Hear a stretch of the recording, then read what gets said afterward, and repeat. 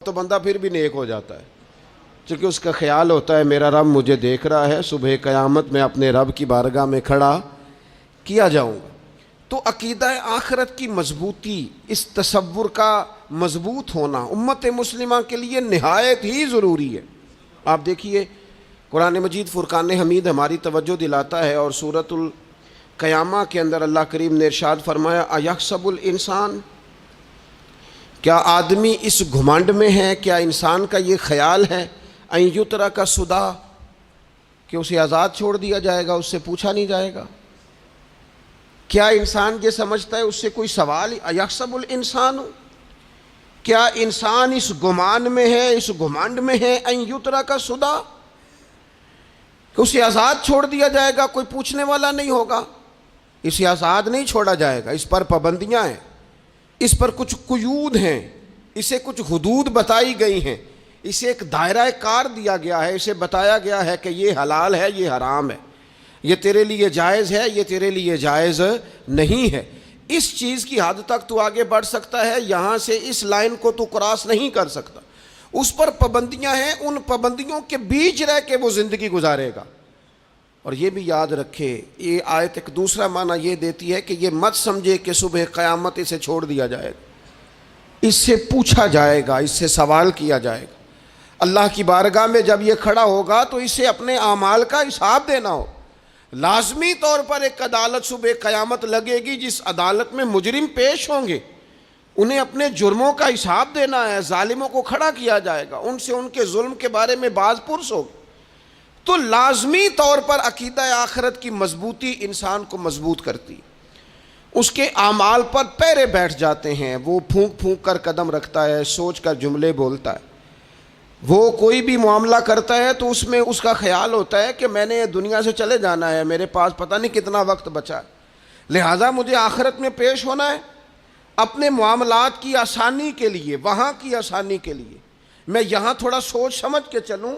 رب فرماتا ہے تجھے ایسے ہی آزاد نہیں چھوڑا جائے گا، آزاد پنچھیوں جیسی زندگی نہ گزار، صبح قیامت کے معاملات کو پیش نظر رکھ، اس پر غور کر۔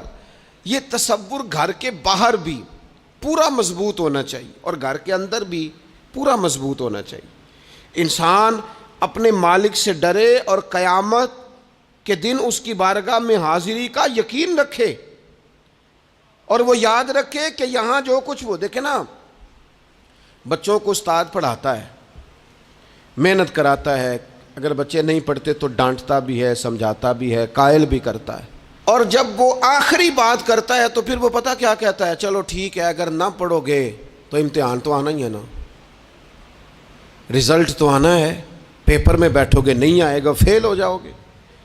یہ لاسٹ پر یہ بات ضرور ہوتی ہے، اور یہ امتحان دینے کا تصور اور امتحانی سینٹر میں جانے کا خیال طالب علم کو مجبور کرتا ہے کہ میں اسباق تیار کروں، میں بار بار اس پر غور کروں، میں کتاب کو سمجھوں، میں اس کو حل کروں چیزوں کو، تاکہ جب میں مرکز میں جاؤں پرچہ دینے کے لیے امتحانی سینٹر میں تو پھر مجھے پریشانی کوئی نہ ہو۔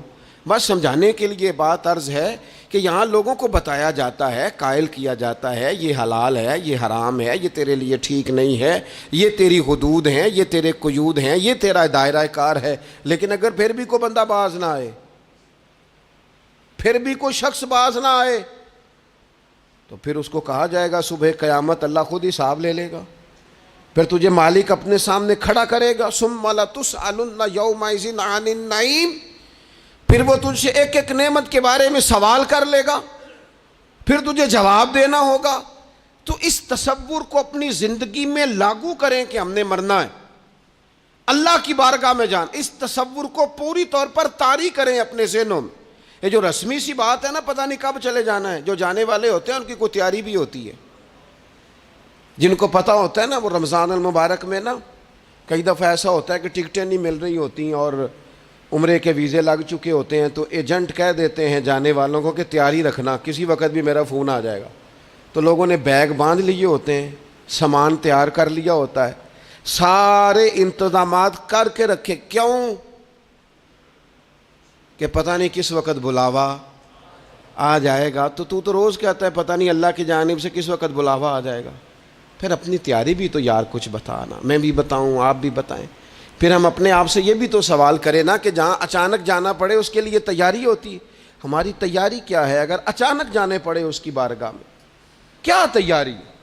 روز دیکھ رہے ہیں نا، کچھ لوگ روڈ پہ چڑھے تھے پہنچ نہیں سکے، ہاسپٹل گئے تھے پہنچ نہیں سکے، کچھ لوگ کسی فیلڈ میں کام کر رہے تھے ڈگری نہیں مل سکی، جا ہی نہیں سکے، وقت آ گیا. تو اگر وہ ٹائم آ جاتا ہے اس کی بارگاہ میں حاضر ہونا پڑ جاتا ہے. تیاری کیا ہے؟ نبی پاک علیہ الصلوۃ والسلام گھر کے اندر اپنے گھر والوں کی تربیت کے لیے اور تعلیم امت کے لیے ایک دعا مانگتے تھے. حضرت عائشہ صدیقہ کہتی ہیں حضور دعا مانگتے تھے، مشکات میں موجود ہے. کیا دعا تھی؟ اللہم حاسبنی حسابا یسیرا، اے اللہ ذرا حساب آسان کر کے لینا.